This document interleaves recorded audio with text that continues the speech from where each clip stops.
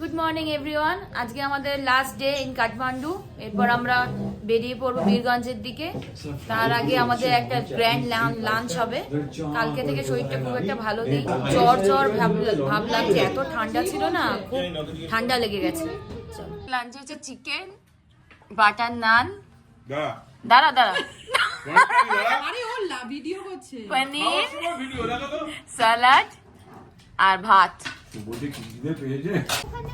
এই দেখো আমরা হোটেলের ছাদে এসেছি, ছাদ থেকে তোমাদের ভিউটা দেখাবার জন্য। দেখো কত সুন্দর, এখান থেকে সব পাহাড় দেখা যাচ্ছে, অসম্ভব সুন্দর ভিউ চারদিকে, খুব সুন্দর। এখানকার ইয়েটাও খুব সুন্দর, সাজানোটাও খুব সুন্দর। হোটেলটা বেশ ভালো ছিল। তোমরা ইয়েতে আসলে, কাঠমান্ডুতে আসলে এই হোটেলটা আসতে পারো।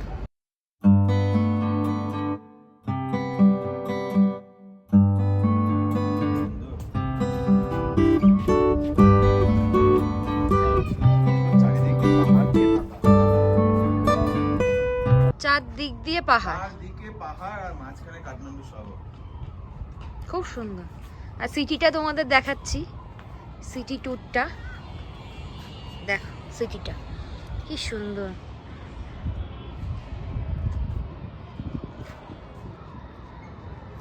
খুব ভালো লাগলো কাঠমান্ডুতে থেকে আমাদের। তো এখন আমাদের ফেরার পালা। এখন আমরা গাড়িতে 7 ঘন্টার জার্নি। চলো, আমাদের কাঠমান্ডু ভিজিট শেষ, আমার ফিরে যাওয়ার পালা। বীরগঞ্জে গিয়ে হোটেলে থাকবো। মন ভালো লাগছে তো নাকি? ভালো লাগছে না? আর একটু থাকলে ভালো হতো নাকি? পরশুদিন চলে যাবো বলে। এই পাওয়া হোটেলটা আমার খুব ভালো লেগেছে। ভালো লেগেছে? তোমাদের কানগুলো একটু নাড়াও তো দেখি। ওখানে বাপ্পা আছে, একটু কাজটা খুলে দিতে, কাজটা খুলে দিতে। তোমাদের কানগুলো একটু নাড়াও দেখি। কানগুলোকে নাড়া। আরে বাবা, আরে বাবা, আরে বাবা, আরে বাবা, এই তো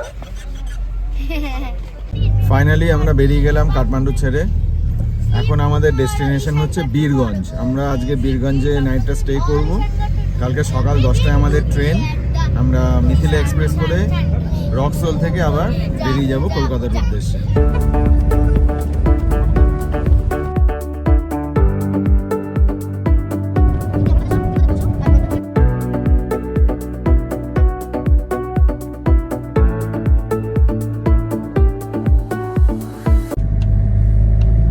পুরো ধোঁয়া, এখানে ল্যান্ডস্লাইড হয়েছিল, পুরো রাস্তাটা ধোঁয়া ধোঁয়া হয়ে গেছে।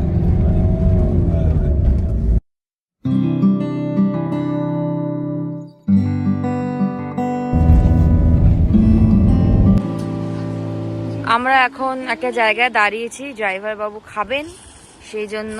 তো সেখান থেকে এই ভিউটা পাওয়া যাচ্ছে। দেখো একটা নদীর মতো বয়ে যাচ্ছে, কিন্তু জলটা এতই খারাপ, তার রংটা, কারণ চারদিকে সব পাহাড়, পাহাড়ের বালি, নোংরা সব মাটি, মাটির জলগুলো এখানে সব রয়েছে। পুরো একটা ড্রাই এরিয়া, প্রচন্ড ড্রাই, চারদিকটা শুধু ড্রাই। তার মধ্যে জলটাকে ভালো লাগছে। শুভদা এখানে ড্রোন ওড়াচ্ছে। চলো দেখি ড্রোনটা কোথায় আছে। কোথায় আছে বলো তো ড্রোনটা? দেখা যাচ্ছে না ড্রোনটাকে। এই জলটা পশুপতিনাথ মন্দির থেকে এর অরিজিন, বাগমতী। এই নদীটার নাম হচ্ছে বাগমতী নদী। এই বাগমতী নদীর ওপরে এই ভ্যালি দিয়ে আমরা চলছি এখন। আমাদের ড্রাইভার গাড়ি ছেড়ে হঠাৎ করে নেমে সামনে এগিয়ে গেল। বুঝতে পারছি না যে সামনে কোনো খাত ফাত কিছু আছে কিনা, বুঝতে পারছি না। সামনে গিয়ে খাতে খতরনাক রাস্তা है ये। এখান থেকে একটা সাইড দিয়ে জলপ্রপাত, ঝর্ণা হচ্ছে। রাস্তার মাঝে মাঝে এরকম ঝর্ণা চলছে। আর গাড়ি তো যেভাবে যাচ্ছে, সামনে দেখো, এটা কোথায় কি যে আছে কিছু বুঝতে পারছি না, কোথায় কি আছে। খুব ভয় লাগছে। তোদের কি ভয় লাগছে? খুব ভয় লাগছে। যদি গাড়িটা যদি মানে ধরো এখানে একটা বড় মোটা একটা জিনিস যাচ্ছে, আর তার মধ্যে আরো মোটা একটা জিনিস যাচ্ছে, যদি গাড়িটাই পড়ে যায়। এই ওরকম বলতে নেই।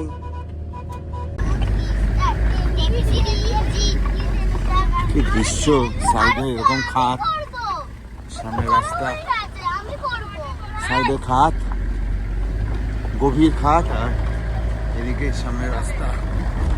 উফ, চরম চরম রাস্তা। আমরা অনেকক্ষণ বেরিয়েছি, এখন পাহাড়ের উপর দিয়ে চলছি। এটা পাহাড় তো নয়, মানে আমি ঠিক ভাষায় প্রকাশ করতে পারছি না, এত ডেঞ্জারাস রাস্তা, ভয়ঙ্কর রাস্তা। তোমরা দেখো রাস্তার অবস্থা, কি ভয়ঙ্কর রাস্তা। সরু রাস্তা, প্রথমত খুব সরু, একদিকে একদম নিচে খাত আর একদিকে আরে আমি নেমে যাবো। একটা ছিল যেটা দিয়ে খতরনাক রাস্তা, করতে পারতাম না, ভয় পাচ্তাম। খতরনাক রাস্তা। আমার এই শিপ বানাবি? হ্যাঁ, জাহাজ বানাবি? খুবই ভালো। ও না, অ্যাকচুয়াল জাহাজ বানানো যায় না, তো দেখার জন্য বানানো যায় শিপ।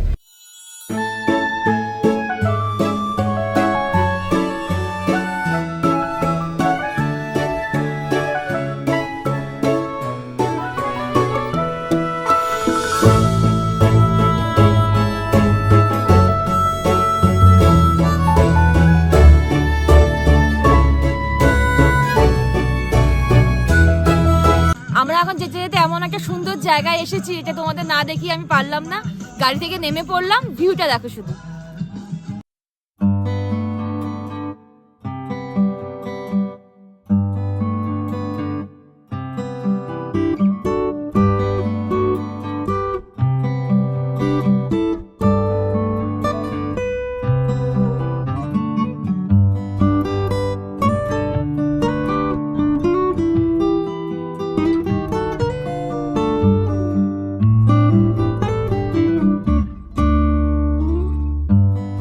আমরা বীরগঞ্জে হোটেলে পৌঁছে গেলাম।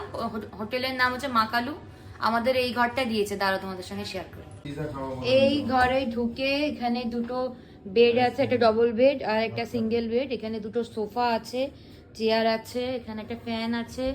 জায়গাটা ভালো, রুমটা একটা এসি আছে, আর এখানে একটা ওয়ার্ড্রোব আছে। তো এখানে শুয়ে পড়বি আজকে। এইখানে একটা আয়না আছে, আর এই যে ওয়াশরুমটা খুব সুন্দর, ছোটর মধ্যে পরিষ্কার পরিচ্ছন্ন। আমরা এখন খেতে যাব, কারণ বাচ্চাগুলো খুব খিদে পেয়েছে। দেখি কি খাওয়ারে পাওয়া যায়। আমরা এখন খেতে এসে গেছি, ডিনার টাইম। নিচে রেস্টুরেন্ট আমাদের। নান অর্ডার দেওয়া হয়েছে, দেখা যাক কিরকম টেস্ট। কেউ এইদিকে তাকাবে না, এটা পিৎজা এসে গেছে, মামার ভাগ্নির পিৎজা। কিন্তু হবে না, এইটুকুনি দুজনের পেট ভরবে না। আমাদের এই যে চিকেন কড়াই চিকেন আর নান চলে এসছে। ভালো খেতে, মোটামুটি ভালো। এখানে নানগুলো কিন্তু খুব ভালো, ভালো নানগুলো এদের এখানে খুব ভালো, খুব পাতলা পাতলা, প্রচন্ড পাতলা পাতলা, ক্রিস্পি, খুব ভালো।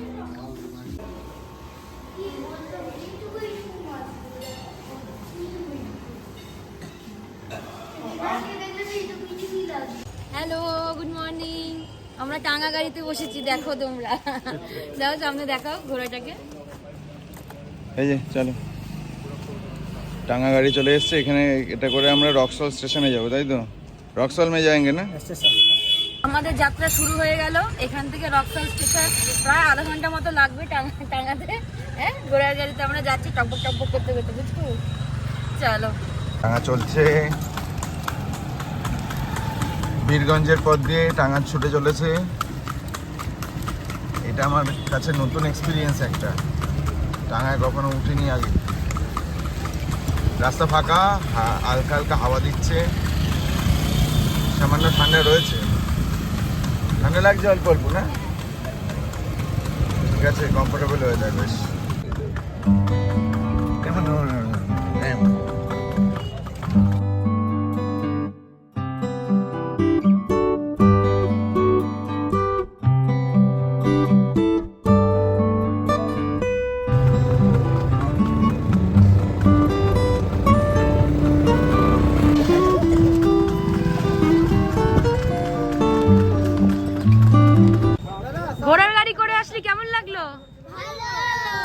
ঘোড়াটা কিরম করছে?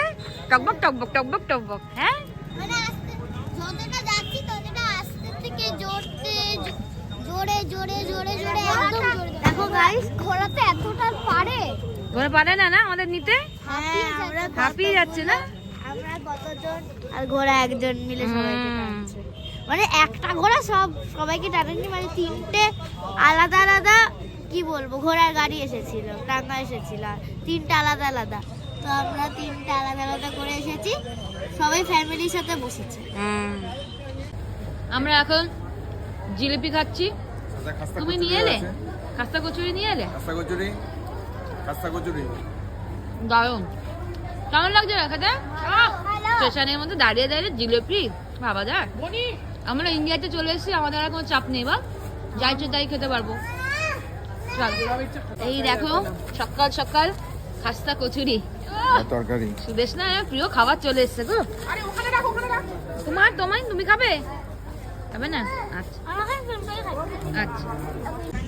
আমাদের ট্রেন ছেড়ে দিল একদম পাক্কা 10টা 10। আমরা সবাই শুয়ে পড়ছি। আমাদের ট্রিপটা কেমন হলো সবাই একটু বলুক।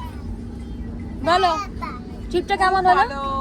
সবার অবস্থা দেখো, সব ক্লান্ত হয়ে গেছে 10 দিন। আমরা এখন অপেক্ষা করছি কখন আমরা বাড়ি ঢুকবো, কারণ একটা লং ট্রিপ ছিল, প্রায় 10 দিনের কাছাকাছি। ফলে আমরা অনেকটাই এক্সস্টেড, আর এত পাহাড়ি রাস্তায় সত্যি এক্সস্টেড। কিন্তু ট্রিপটা দুর্দান্ত ছিল। হ্যাঁ, নেপাল অবশ্যই সবার ভিজিট করা উচিত। কিন্তু রাস্তার কথাটা সবসময় মাথায় রাখবেন, ওটা ফার্স্ট প্রায়োরিটি। কষ্ট হবে, বাট অপরূপ দৃশ্য, অসাধারণ, নৈসর্গিক দৃশ্য একদম সত্যি বলা হয় না যে আধ্যাত্মিক ব্যাপার। Thank you so much. আবার দেখা হবে নতুন ভিডিওতে অলোক দাস ওয়ার্ল্ডে। বাই। Good night. খুব ভালো লেগেছিল। এই টাইম হচ্ছে আমাদের ব্লগটা যদি তোমাদের ভালো লাগে, like, subscribe and share. Good by.